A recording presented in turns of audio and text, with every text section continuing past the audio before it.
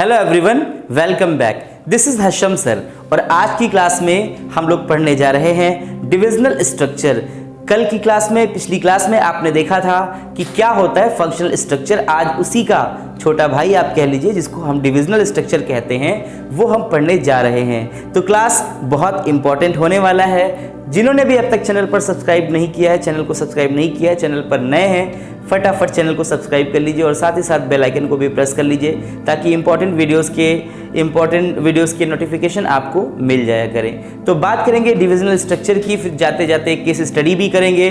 तो बहुत ध्यान से आपको पूरी क्लास को समझना है, सुनना है। उसके पहले भी ये इंपॉर्टेंट नोट्स जो है इसका आप स्क्रीनशॉट ले लीजिए, क्योंकि इसी के बेस पर आपकी केस स्टडी की क्लासेस होंगे, जो आगे की क्लासेस होंगी उसमें भी, और इस क्लास में भी आप केस स्टडी देखेंगे, जो मैं लगातार आपको नोट्स इंपॉर्टेंट देता रहता हूं। तो ये नोट्स आपके लिए स्पेशल है, इसका आप स्क्रीनशॉट ले लीजिए। चलिए, एक्सपेक्ट करता हूँ आपने स्क्रीनशॉट अब तक ले लिया होगा। बात करेंगे इस क्लास की डियर स्टूडेंट्स, डिविजनल स्ट्रक्चर क्या होता है इस बारे में हम समझेंगे। तो सबसे पहले इसका डेफिनेशन समझिए, क्या गिवन है, एक एक पॉइंट वाइज मैं आपको बताता हूं। कहा गया under the divisional structure an organization is divide into different divisions. मैं आपको क्यों पढ़ के सुना रहा हूं, क्या वजह है, ये चीजें मैं बोल भी सकता हूं। What is the reason why I am writing on the board, क्या रीजन है कि व्हाइट बोर्ड पर मैं लिखता हूं, फिर आपको पढ़ के सुनाता हूं, देन समझाता हूं। इसके पीछे सिर्फ इतनी सी वजह है ताकि मैं जब बोलता रहूं तो आप उस दौरान भी और उसके बाद भी बोलने से कुछ चीजें मिस भी हो सकती है दिमाग से, लेकिन अगर आप स्क्रीनशॉट लेकर के रखेंगे तो कुछ भी मिस नहीं होगा और आप प्रॉपर नोट्स बना सकते हैं। तो याद रखिएगा, नोट्स जरूर बनाइएगा। एक एक पॉइंट में पढ़ के आपको समझा रहा हूं, उसके बाद उसी बेसिस पर हम केस स्टडी करेंगे। गिवन है, क्या कहा जा रहा है, अंडर द डिविजनल स्ट्रक्चर, यानी डिविजनल स्ट्रक्चर में क्या होता है, an organization is divide into different division. एक जो ऑर्गेनाइजेशन होता है वो अलग अलग डिवीजन में डिवाइड होता है। मिसाल के तौर पर एक किसी भी कंपनी का आप नाम ले लीजिए जो कि ऐसी हो, जैसे आप बाबा रामदेव जी की कंपनी का नाम ले लीजिए जिसका नाम पतंजलि है। आप उनको समझ लीजिए, वहां पर डिविजनल स्ट्रक्चर कैसे अप्लाई हो रहा है। उनकी एक कंपनी है पतंजलि, जिसमें वो दवाएं भी बना रहे हैं, साबुन भी बना रहे हैं, जिसे सॉप आप कहते हो, कॉस्मेटिक्स भी बना रहे हैं, साथ ही साथ वो गारमेंट्स भी बना रहे हैं। मतलब ये सारे जो है ना, ये डिवीजन हो गया है सब। आप बात समझ रहे हो। आप समझना कैसे, डिफरेंट डिविजन्स और units on the basis of product और जियोग्राफिकल एरिया। यानी जियोग्राफिकल एरिया भी आप समझ सकते हो कि तमाम तरह के जो सेल्स पर्सन वगैरह होते हैं, जियोग्राफिक एरिया के हिसाब से उनका बढ़ जाता है। लेकिन फिलहाल आपको पतंजलि का एग्जाम्पल अगर दिया है तो इससे समझिए क्या होता है कि बेसिस ऑफ प्रोडक्ट और जियोग्राफिकल एरिया, मतलब आप प्रोडक्ट आप कंसीडर करिए, जो आपको अभी एग्जैक्टली समझना है।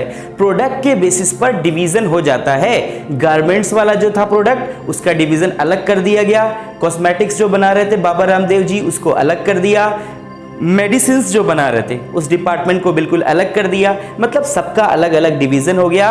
तो मिला जुला करके ये बात समझ में आपको आई कि डिविजनल स्ट्रक्चर का मतलब सिर्फ इतना सा होता है कि जो ऑर्गेनाइजेशन के अंदर होता है डिविजनल स्ट्रक्चर, उसका मतलब ये इतना होता है कि यूनिट्स जो होती हैं वो डिवाइड कर दी जाती हैं। किस बेस पर, प्रोडक्ट के बेस पर या फिर जियोग्राफिकल एरिया के बेस पर। उसके बाद हम देखेंगे ये चीजें हैं जहां से केस स्टडी बनेगा, आपको पहचानना होगा। ये सिम्टम्स है जिन्हें आपको पहचानना होगा।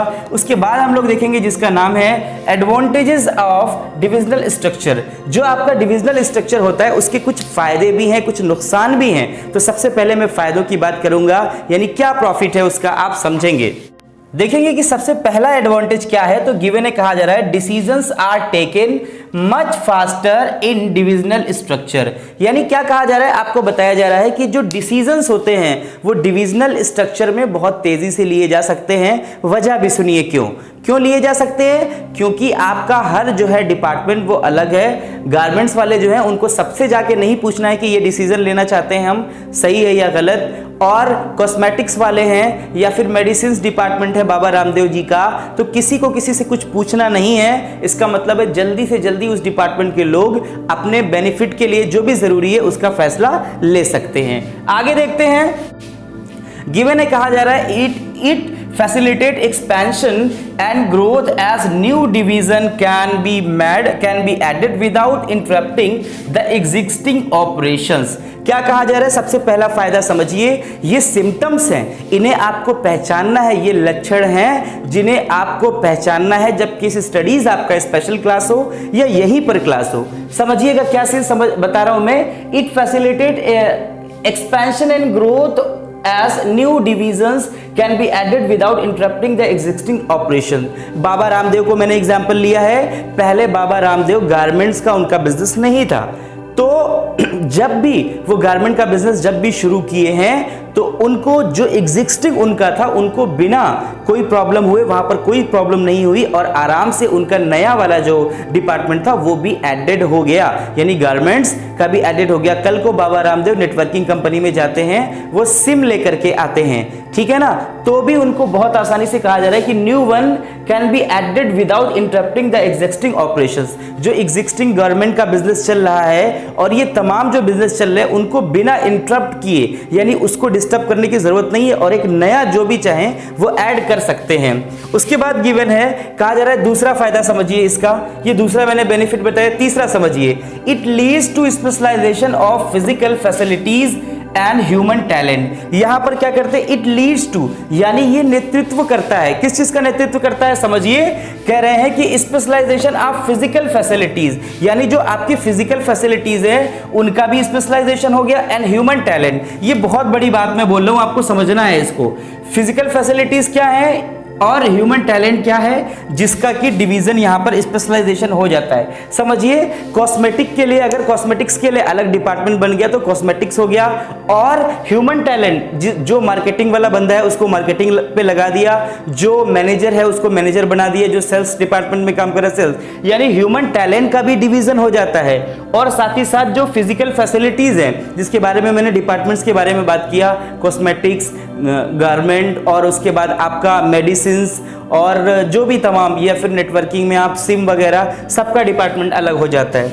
इन तमाम बेनिफिट्स के साथ ये थे आपके फायदे, कुछ लॉस भी है यानी कुछ नुकसान भी है। समझते हैं डिसएडवांटेज क्या होता है। गिवन है, कहा गया डिसएडवांटेज ऑफ डिविजनल स्ट्रक्चर। याद रखिएगा, मैं बार बार आपको रोक करके कह रहा हूं, समझा रहा हूं कि आपको करना क्या है, इसका स्क्रीनशॉट लेके रखना है, अपनी फेयर नोट्स में जरूर लिखना है, वरना केस स्टडी आपसे होगा नहीं।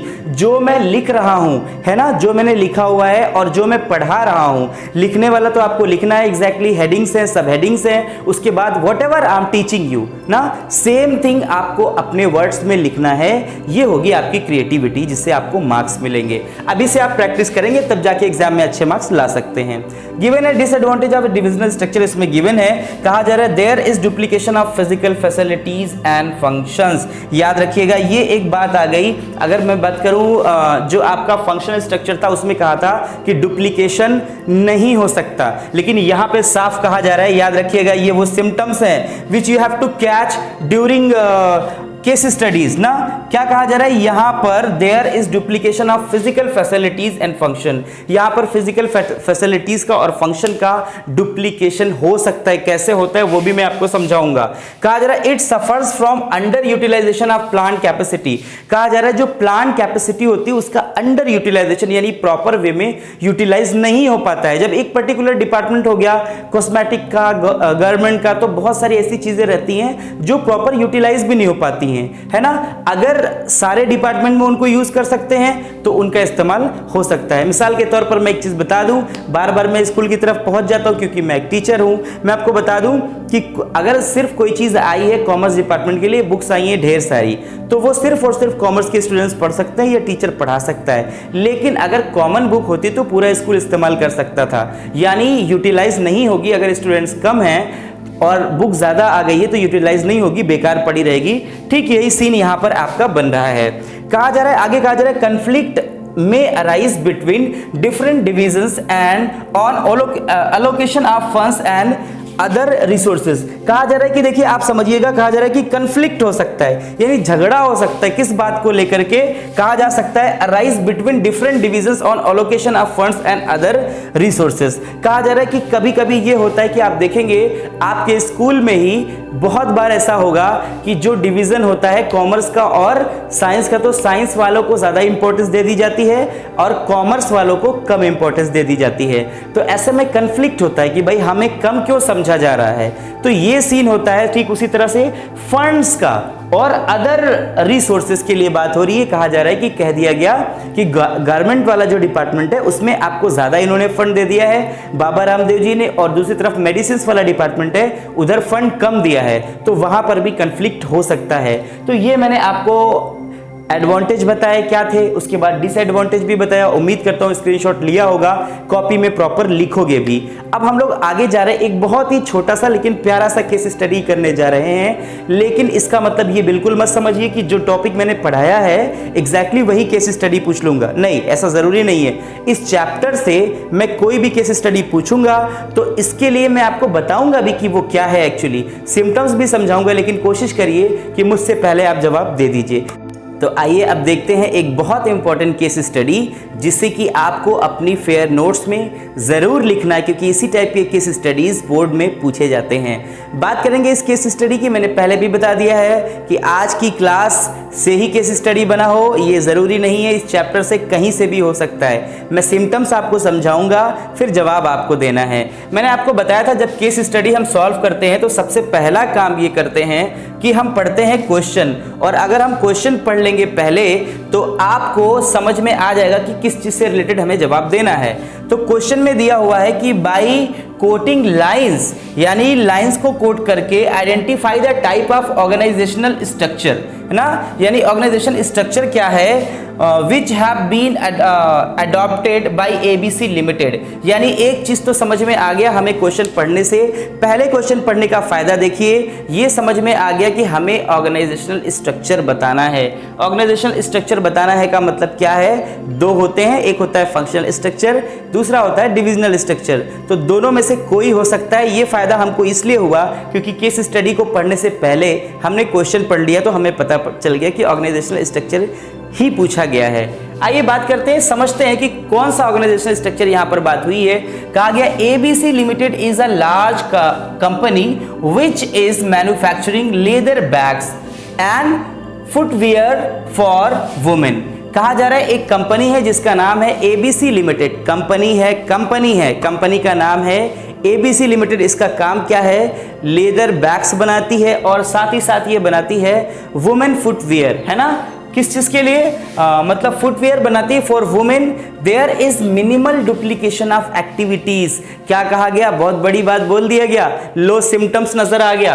कहा जा रहा है कि there is minimal duplication of activities, यानी बहुत कम चांसेस है डुप्लीकेशन एक्टिविटीज का होगा। इस बात के बहुत रेयर चांसेस है, बहुत कम चांसेस है। अभी मैंने रिसेंटली बताया है डिविजनल स्ट्रक्चर में कि डुप्लीकेशन हो सकता है, ये एक डिसएडवांटेज था।